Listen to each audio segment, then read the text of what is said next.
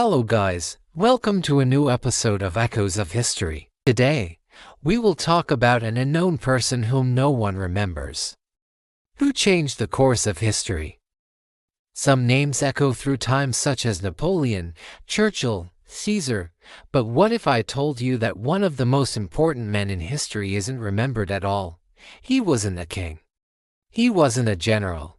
He was just 19, and with one pull of a trigger, he ignited the deadliest war the world had ever seen.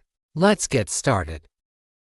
June 28, 1914, Sarajevo. A quiet neighborhood, late in the morning. It rests in the hand of a young man with steely eyes. Sweat beads on his forehead, his heart pounding against his ribs like a trapped bird. He adjusts his cap, blending in with the crowd of townspeople going about their daily business. Then he sees them, a motorcade winding down the street, the symbol of everything this young man despises. At the front, an ornate black car with tinted windows, inside the man he has come to kill. Franz Ferdinand, heir to the Austro-Hungarian Empire, riding towards his doom. For a moment, the assassin hesitates. But there is no turning back. This is his moment. And when the two shots ring out, Gavrilo Princip changes the world forever. Our story begins in a Sarajevo most people have never heard of. Today, Bosnia and Herzegovina is a country synonymous with war and ethnic conflict. But before 1914, it was a powder keg just waiting to explode.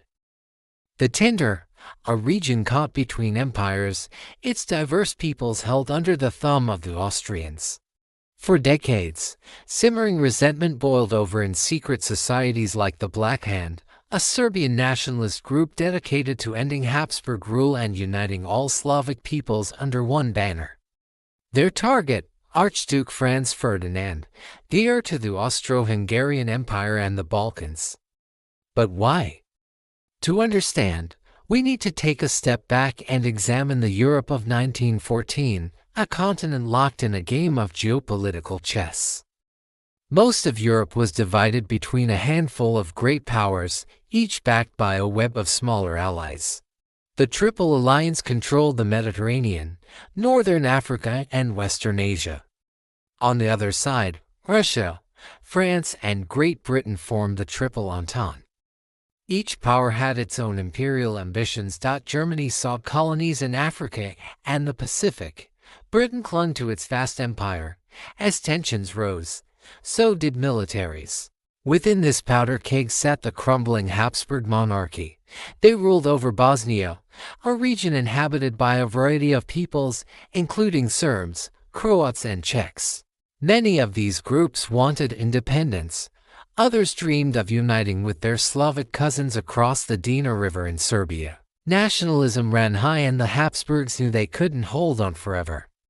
Enter Archduke Franz Ferdinand, the empire's heir. On June 1914, he would tour Sarajevo, the seat of Habsburg power in Bosnia.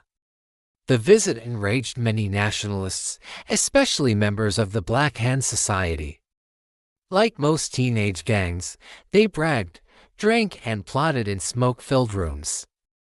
At the tavern corner, a young man named Gavrilo Princip nursed a glass of beer. Unlike his friends, he was serious. He saw the empire not as an abstract chess piece, but a real place where people lived, worked, and dreamed. Most were Slavs, just like him.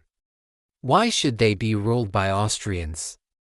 With the Black Hand, he smuggled weapons and made plans. Now, at 19 years old, he was ready to strike. But why target the Archduke? Well, he was the empire's future. If Ferdinand died, Franz Joseph, childless and nearing death himself, would likely be succeeded by his nephew, making this more than a symbolic attack. It was a statement. Austria would hear from the Black Hand again, so began the hunt. Members of the Black Hand scouted Franz Ferdinand's route through Sarajevo, deciding where best to strike. Their target was clear, but striking the Archduke seemed impossible. Heavily guarded, he rode through the city center in an armored car. Finally, they settled on a bridge outside the city center. Here, Franz Ferdinand would travel in an open car, giving them the chance they needed. On June, Gavrilo Princip joined the others. The plane called for one of their number to throw a rock at the Archduke's car, forcing it to stop. Then Princip would jump out, shoot the Archduke and his wife Sophie and escape across the river into safety. But as fate would have it, the rock missed and the car kept moving. Soon, Franz Ferdinand would pass the bridge, escaping the trap set by the Black Hand. Dejected, the conspirators headed home. Another day, another failure. Little did they know, they had only delayed the inevitable. The next day, Sunday, June, the Archduke decided to drive around Sarajevo one more time. Perhaps he hoped to calm his nerves after the previous day's chaos.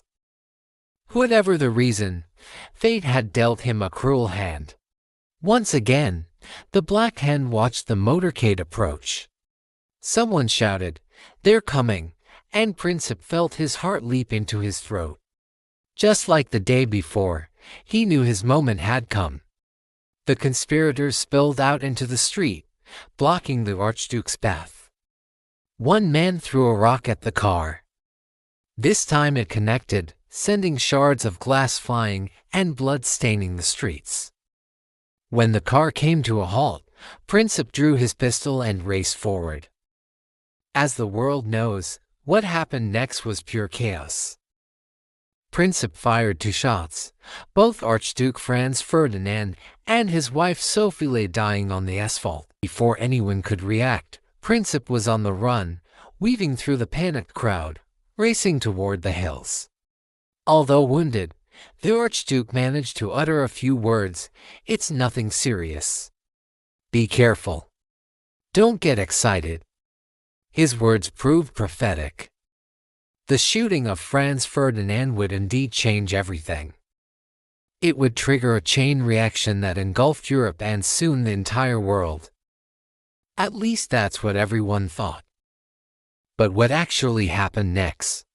After Princip shot the Archduke, he fled to a prearranged safe house, hiding in plain sight while Austrian officials pieced together what had occurred.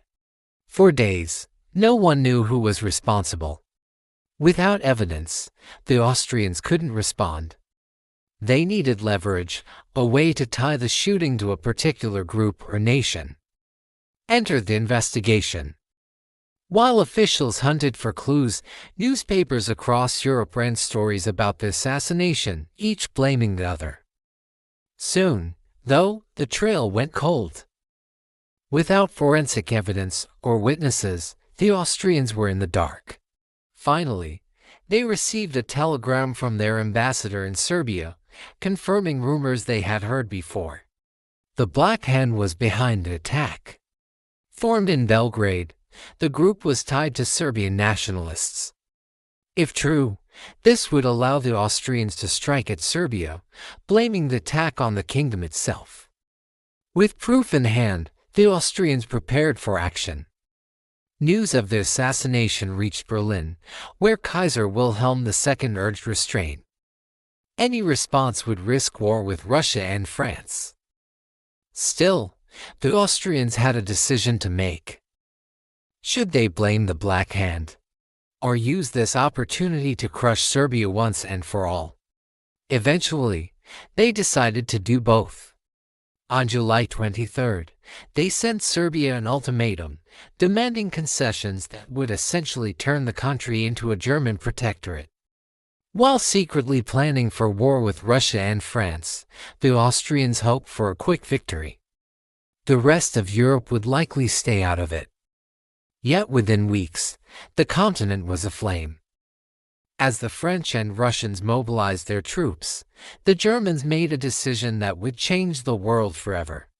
On August 1st, they declared war on them, beginning one of the deadliest conflicts in human history. Within months, much of Europe was in ruins. Over the next 4 years, over 16 million people would die. Empires would rise and fall, and new ideologies would change the world forever. All because of a young man named Gavrilo Princip. So what happened to him? The answer is surprisingly little. After escaping the Austrians, Princip returned to Belgrade, where he hoped to live out the rest of his life as a folk hero. Instead, he spent the next 5 years in prison. In 1918, with World War I raging around them, Princip and the other conspirators stood trial in Sarajevo. Charged with high treason, they risked execution by firing squad. Yet when the verdict was announced, all were given lengthy prison sentences. Supposedly, Princip looked up and said, "We are ready to die for our homeland." It didn't happen. Austria-Hungary collapsed in the turmoil following World War I. By 1919, Princip was free, although the Yugoslav government quickly revoked his citizenship. He moved to a small apartment in Belgrade.